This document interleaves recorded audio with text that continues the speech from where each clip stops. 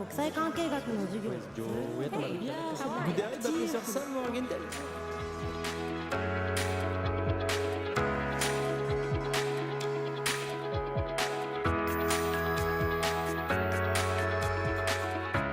m'appelle Camille Chaise, j'ai 27 ans et j'ai fait d'abord l'anglais en licence LSCE anglais à la Sorbonne à Paris.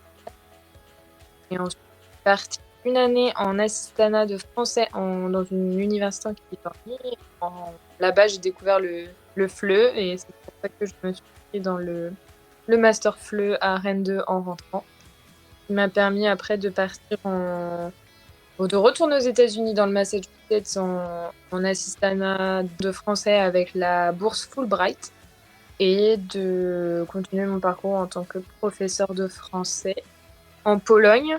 Et puis là, je devais partir pour être coordinatrice pédagogique en Alliance française en Nouvelle-Zélande, mais à cause du Covid, j'ai pas encore pu partir. Mais c'est pas annulé, je n'abandonne pas.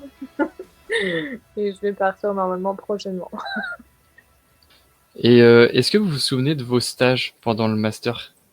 Alors moi, j'en ai fait qu'un parce que j'étais en master recherche. Donc c'était je crois que c'était en M1 le stage et je l'ai fait dans le collège Anne de Bretagne à Rennes avec un professeur qui s'appelait Thomas. Je sais pas comment. Il donnait la classe du PE2A en fait dans l'établissement. D'accord. Et donc actuellement vous dites que vous n'avez pas pu partir en Nouvelle-Zélande, mais vous faites quoi? Vous travaillez quand même dans une structure? Alors j'enseigne, oui, mais l'anglais. Mais en fait, ça va parce qu'avec la formation en anglais, en linguistique anglaise en licence, et le fait ça s'est très bien complété avec les enseignements du master qui étaient juste d'enseignement didactique des langues en général, puisqu'on avait des ALE aussi. Ça s'est bien complété pour que je puisse enseigner l'anglais. En fait, je suis remplaçante dans un lycée.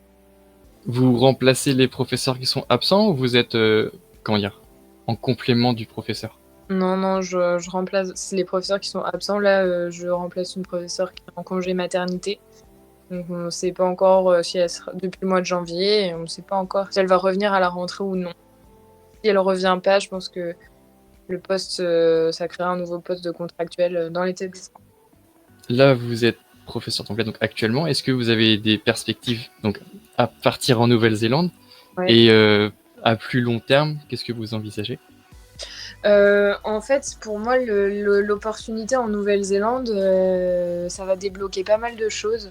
Parce que moi, ce qui m'intéresse vraiment, c'est l'enseignement du français pour les étrangers. Mais en France, plutôt pour les réfugiés, j'aurais voulu le coupler avec un aspect un peu social. Donc, soit faire de la réinsertion professionnelle aussi, ou de la réinsertion scolaire pour les plus jeunes.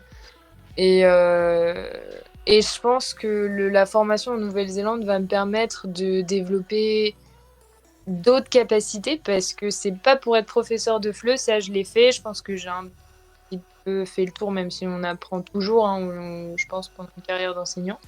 Mais là, c'est pas pour être prof, c'est pour être coordinatrice pédagogique. Donc le fait de gérer plusieurs personnes, le fait de gérer des emplois du temps, de faire plus d'administratif, je pense que ça serait cool. Et puis il y a sur le chemin aussi, normalement, qui est prévu, il y a l'habilitation pour le DELF et le DALF aussi. Et c'est un gros point dans une carrière FLE d'avoir l'habilitation. Donc le fait de pouvoir faire ça, ça va ouvrir plein de portes aussi. Mais oui, sur le long terme, je voudrais revenir en France et plutôt m'orienter vers des MEX, donc des maisons de l'enfance à caractère social, travailler avec des réfugiés ou dans des associations, quelque chose comme ça.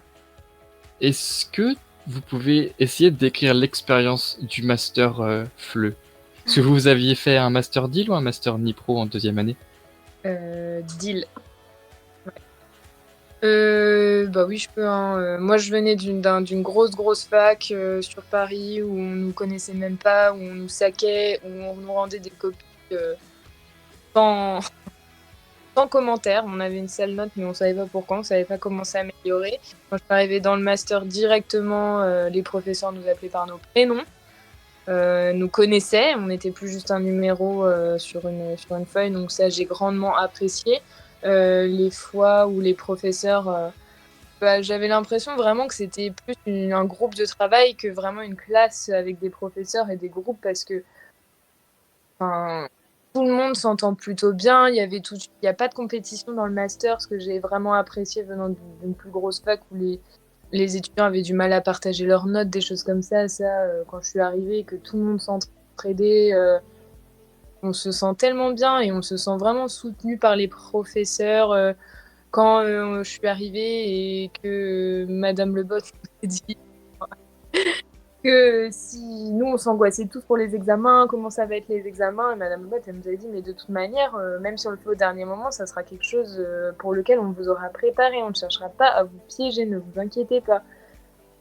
C'est ça, c'est une ambiance de travail on est sans cesse rassuré, mais en même temps on nous pousse à réfléchir par nous-mêmes, à avoir un esprit critique, à repenser sans cesse la langue,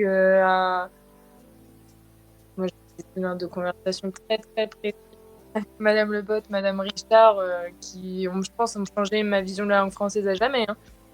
C'est un peu intense, mais c'est la vérité.